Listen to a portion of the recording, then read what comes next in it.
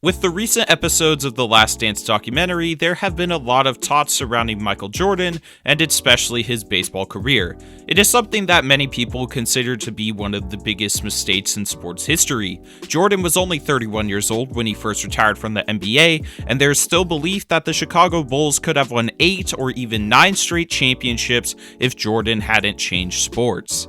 Regardless, Michael Jordan chose baseball in 1994, and even with all of the media backlash and strong attention, Jordan was able to put up a solid season considering the circumstances. But just 1 year later, he would return to the NBA after the fallout of the MLB Strike.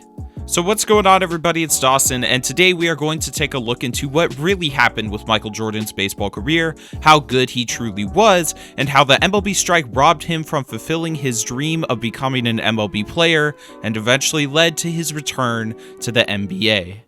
On October 6, 1993, Michael Jordan announced that he was retiring from basketball, saying that he had lost his desire to play the game, and the loss of his father 3 months earlier helped him with the decision. Some people believe that Jordan's retirement was a secret suspension for his gambling, but there's really nothing concrete to support it, and I find it hard to believe that David Stern would suspend NBA's biggest star on one of their most popular franchises, and nobody would ever find out about it.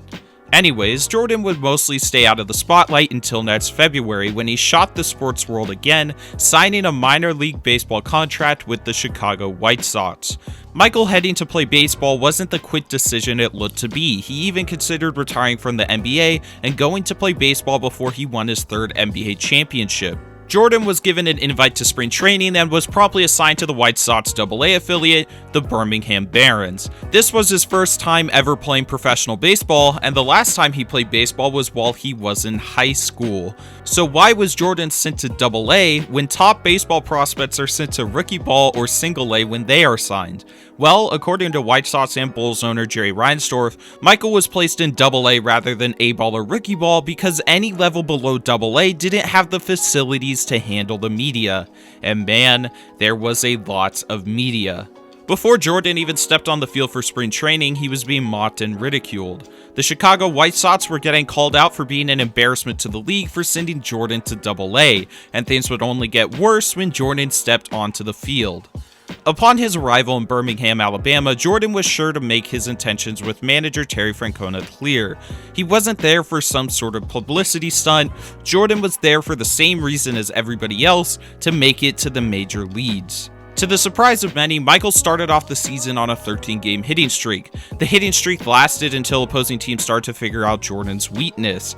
His long swing and terrible pitch recognition made it nearly impossible for him to hit a breaking ball. Now, teams would rarely throw Jordan fastballs, and he began to struggle. Just a few weeks into his season, Sports Illustrated ran this iconic cover calling for Michael to quit baseball forever.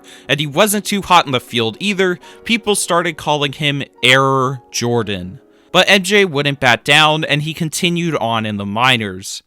As the season continued on, one thing stood out to the Barons coaching staff, and that was the insane work ethic that Jordan had. He was the first one there for batting practice, and he was the last one to leave to get a few more rounds in. And for MJ, the work he put in began to show on the field later in the season. People often like to look at Michael's .202 batting average in that 1994 season and immediately write him off as a failure. They say that Michael was just wasting his time in a sport he didn't belong in, rather than looking at the improvements he showed. MJ now had a better understanding of the strike zone, his swing was more concise, and he became an elite base runner. He finished the season with 51 walks and 30 stolen bases, which, considering how much he got on base, that is a lot of stolen bases. And out of the 88 hits Jordan accumulated, he had 51 runs batted in, and that is not a coincidence. In September of 1994, there were some rumors that Jordan would be called up to the majors when the rosters expanded. Any of those rumors were immediately shot down when baseball went dark. On August 12th, the MLB players went on strike, and the season ended immediately. MJ was truly committed to baseball, and after the season finished, he went to play in the Arizona Fall League. And for all my NBA fans out there, the Arizona Fall League is kind of like the NBA Summer League. In the AFL, Jordan hit a respectable .252. As the public began to see his improvements, there became more and more belief that MJ would eventually find his way to the majors.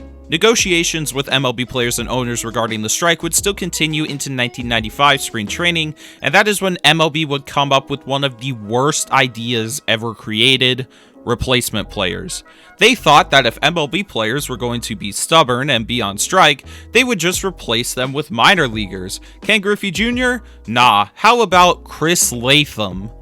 The whole thing went down as a big scandal, and MLB would just rather you forget the whole thing ever happened. But since Jordan was still on a minor league contract, he would still have to report to spring training. As the strike continued on and replacement players looked like they would be on the rosters heading into opening day, Jordan began to feel uneasy. Reinsdorf knew that Jordan would not want to be one of the replacement players. MJ stuck to his beliefs that if he made it to the majors, it would be off his own hard work and dedication to the game of baseball. Before he ever signed a minor league deal with the White Sox, the Oakland A's offered Jordan a major league contract with a guaranteed roster spot on the A's. It, of course, was an offer that he would decline. Although MJ was set to head to AAA when spring training would finish, the future of baseball was uncertain. With that uncertainty, Jordan left spring training and he never looked back. 16 days later, he would announce his comeback to the NBA. While the MLB strike scared MJ off, baseball did do some positives for him. Michael was at the top of his game in the NBA and he reignited his competitive edge in baseball. It would have been easy for Jordan to just walk onto an MLB roster, but he wanted to do things the right way. He didn't want to take a handout he would have received just for the name on the back of his jersey. There are a lot of what ifs surrounding the MLB strike, but one of the biggest I think about is what would have happened with Michael Jordan's baseball career. It is clear that he showed a true passion for the sport, and there's no doubt in my mind and many others that he would have made it to the major leagues. How not only baseball, but the entire sports landscape would change would have been truly interesting to see. But I do think things turned out pretty good when he went back to the NBA. Thank you all for watching. If you enjoyed, be sure to drop a like on the video, and if you are new, subscribe to the channel and turn on post notifications so you never miss a video. Let me know in the comments below how you think MJ's baseball career would have turned out if he stuck with it. Thanks again, everybody, and I will see you all in the next video. When you talk to me, yeah, I could be the one, but when you look so deep.